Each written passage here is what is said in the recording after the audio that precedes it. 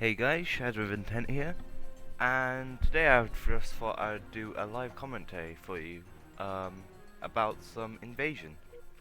Mostly tips and tricks, but also I'm just hoping that I get a good game so I can be entertaining for you guys, but I'll get either way, even if I do badly, I'll be giving tips along the way on what you should do when you're on either side of the invasion, whether you're playing as elites or whether you're playing as Spartans.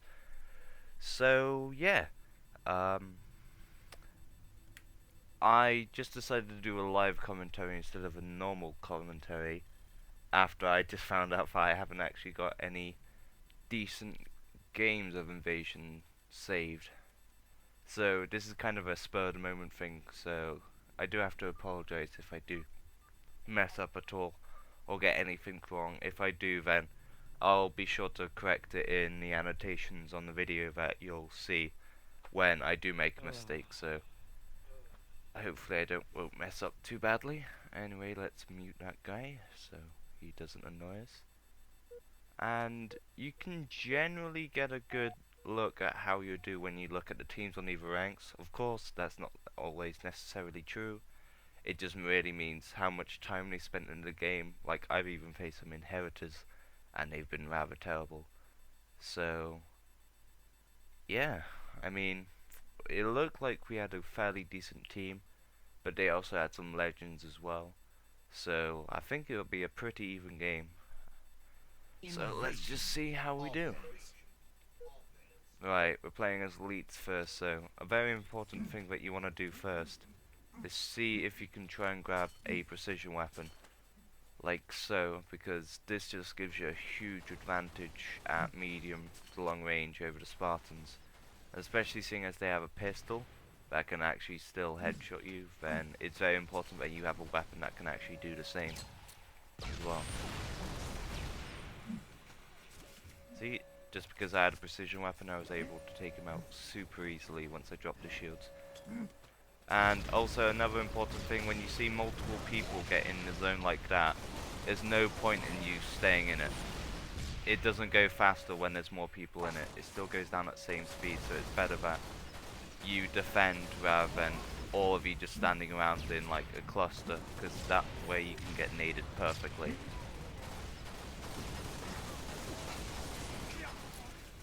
And there we go.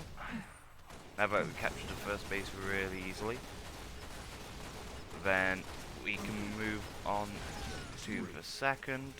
I do apologize for my shabby aim then. But anyway, it's going well so far. Let's see if we can keep the streak going. Generally, you want to avoid running up the middle, seeing as that's if they do have any snipers, that's where they'll be keeping an eye out most. Be sure to use your evade as much as possible if you've chosen that class, as evade is super useful for closing long distances faster.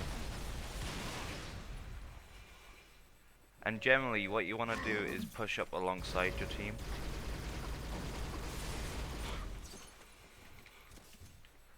There we go. I'll just try capturing it.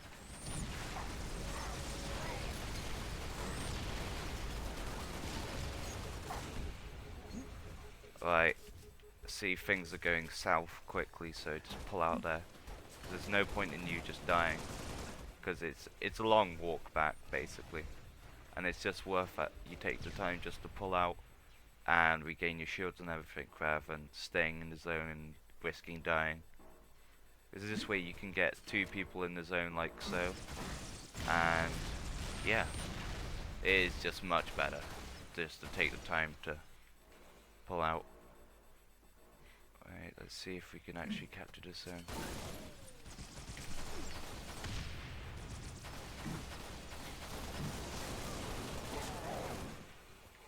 Ah, sorry about that, guys. 2v1 is definitely not a situation you generally want to be in. It looks like we're getting our vehicles pushing up, so that should allow us to take the right-hand objective pretty easily. How I'm going to divide up this video is that I'm going to have one video for the elites and then one video for the Spartans, just so you don't have to sit there for like 10 minutes or so. 10 minutes actually.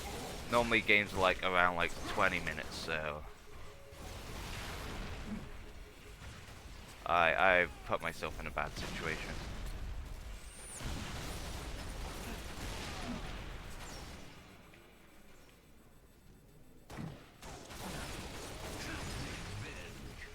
There we go.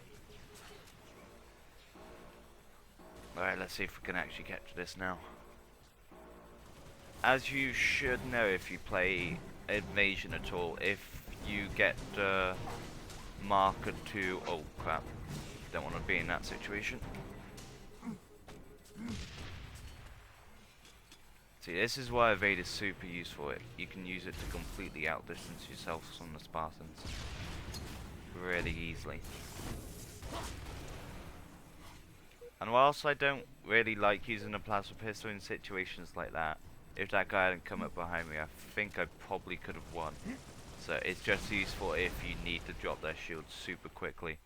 But you also have to be careful, because if you miss a shot, then you're at a complete disadvantage and will most likely lose said firefight.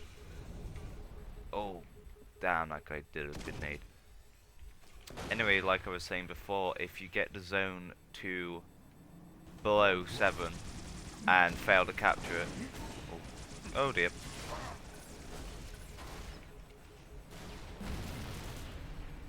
Oh, I do believe that's yep, that's an enemy.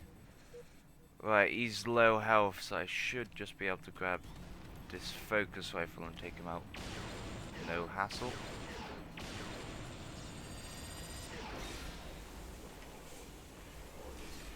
Just to let you guys know that, oh fuck. That's what I was worrying about. As you can see, they do get a tank, which gives them a huge advantage over the elites, and that was the worst spawn I've ever seen. Yeah, they do get given a huge advantage over elites. However, I'm hoping oh, Fjord gonna be pretty darn useful. Well, that's good. So when you see that they have a tank, that should be your like main priority. There we go. No problemo. Let's move back to the core.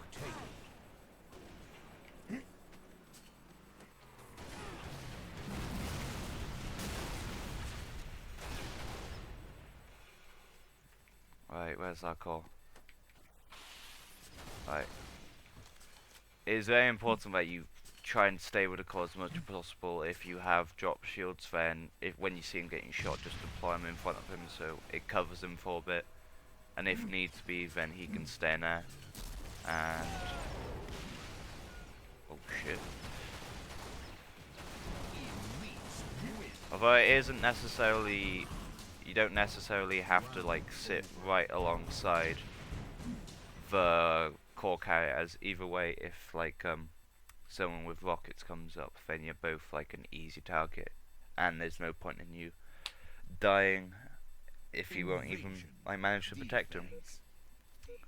Actually, it's only been 8 minutes, so I think I'll actually do this both in one video. Right. Like I said with the elites, it's very important that you try and grab a precision weapon if possible. Just allows you to pick off the elites before they actually get the zone, which is hugely important, as if you do get overwhelmed, you want time to actually get back to the zones. And obviously, if like they manage to have whittled it away to 7 seconds, then that most of the time is not going to be enough time to actually guarantee that you can go and defend it. Right. Try and avoid confrontation with any guys with precision weapons if you don't have one yourself, because especially if they have a evade as well, then they could just pull back and then just easily kill you. As you saw there, once that guy dropped my shields, then that is time to just pull back. You do not want to continue fighting a guy when you have drop shields, especially when he has a precision weapon, seeing as he can just take you out in one shot easily. Right, there we go, there's a precision weapon. Generally, I like to defend the one that they seem most popular with. Obviously, that's important that you split your forces evenly to compensate for whether they're prioritizing one over the other.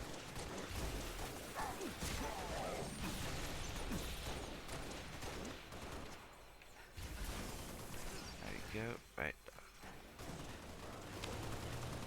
Generally, what I like to do if I'm like organizing, actually talking to my teammates, is have 4 people on the objective that is most popular and 2 on the other one, or maybe have 3 on one, 2 on the other, and then a guy that can move back and forth and like try and hold them back, which can actually work surprisingly well if you choose a skilled player to be the one to like just basically harass them near spawn. I see some people around there.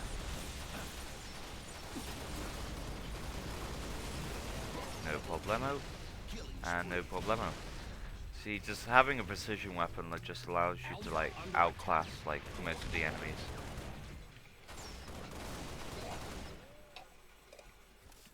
It can also let you steal kills like that, and while I'm not happy to do so, if your teammate is gonna die, then it's important that you can actually help him out effectively.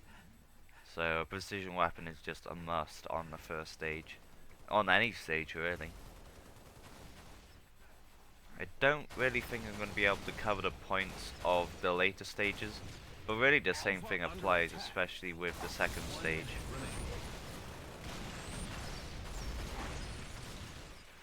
With the whole second stage with the zones, it's just really important that you try and keep them back away from it, especially because you'll probably have access to a few power weapons, as they will do as well, so that just allows you to do your job easier. You also have precision weapons straight off the bat, so it's a more even playing field, making your job harder. So it is just really easier just to make sure that you just defend this first zone, because it's by far the easiest in my opinion. As for the core, then it's basically important that you keep it inside the building that it's housed in, because once it's outside, then they can use like the majority of their power weapons like to actually kill you, as well as their vehicles. So it's important that you keep it inside, and just like so they don't just like kill you with their Banshee and their Wraith, etc, etc. So that's the end of the game. Thank you very much for watching. I hope I wasn't too much of a bore. I did a good job. And I shall see you next time. Please leave a like if you liked it, and if you do want to see more like this, just leave a comment and subscribe, and I'll be sure to post more. Thank you very much for watching.